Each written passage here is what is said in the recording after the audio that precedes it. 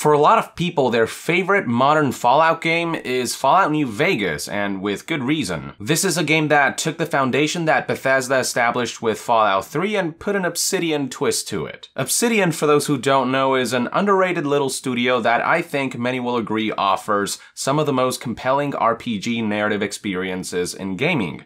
They were responsible for titles such as Knights of the Old Republic 2, the highly underrated Alpha Protocol, South Park: The Stick of Truth, and their latest outing, the Pillars of Eternity series, with the second entry of this isometric RPG franchise having released just a few months ago to mostly critical acclaim. While they still have some ways to go when it comes to gameplay refinement, few will deny that storytelling prowess like Obsidian's, through which players' choices genuinely feel consequential to the narrative, is rare to find these days. I think that's in large part why New Vegas has garnered such a significant following. The setting they went for was something unique, the way they integrated factions was phenomenal, and New Vegas arguably offered a level of nuanced complexity with its storyline that Bethesda hasn't quite offered. Now, as much as I'd love to tell you that there's a good chance Bethesda will extend their hand out to Obsidian again and allow them to tackle another single-player Fallout spin-off, a recent statement by Todd Howard suggests that we probably shouldn't hold our breaths. The following information comes from website The Guardian, who recently published an article detailing an interview they conducted with none other than Bethesda Game Studios creative director Todd Howard. At one point, Todd was asked if he would ever consider handing the helms to Fallout over to Obsidian once more, but the prospect is something that Todd doesn't seem terribly optimistic about. Here's how he responded. I wouldn't say never, but now that our company's so big, it's always better to keep stuff internal. It becomes less likely, but I could never say never. I thought the Obsidian guys did a fabulous job. Goddamn, that is really disappointing to hear. On the one hand, I do understand that as owners of the Fallout IP, Bethesda has the right to protect and maintain as much creative control over their franchise as they desire. It's not as if they're the only studio who are apprehensive about handing over creative control over their franchises.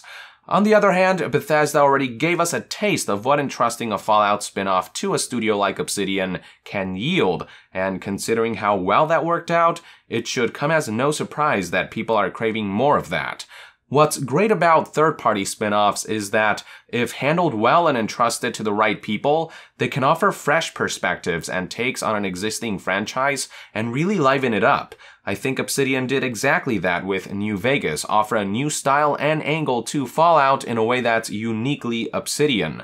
Of course, there is always the chance that outsourcing and giving up some control will yield less than ideal results, that they will fall short of expectations. So it's by no means a riskless venture, but as far as Obsidian goes, I feel like they've proven themselves worthy of handling the series. So it's just a damn shame to hear that a spin-off akin to New Vegas is far less likely now. From what Todd Howard is saying though, it has less to do with the fact that they don't trust Obsidian or something like that, and more to do with Bethesda doing well enough as a company that there is no longer a need for them to outsource projects. Bethesda Game Studios is now structurally and financially big enough to be able to make their own spin-offs. For example, with Fallout 76, Bethesda's new branch in Austin is carrying a significant portion of the payload, and that allows the main branch in Maryland to work on projects like Starfield in parallel.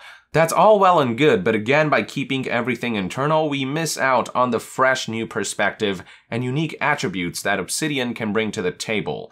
Not to mention that the spin-off Bethesda's offering internally, Fallout 76, is a huge departure from what we have traditionally come to expect from Fallout, and this has understandably not resonated well with a significant portion of the Fallout fanbase.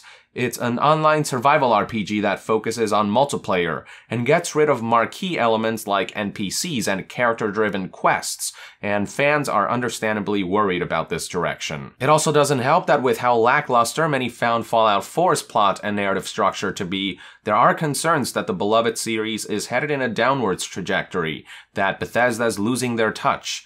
But perhaps some of that anxiety could be alleviated by outsourcing a more traditional, purely single-player Fallout game to a studio like Obsidian, while Bethesda pursues projects like Fallout 76 and upcoming major releases like Starfield and Elder Scrolls 6 in parallel.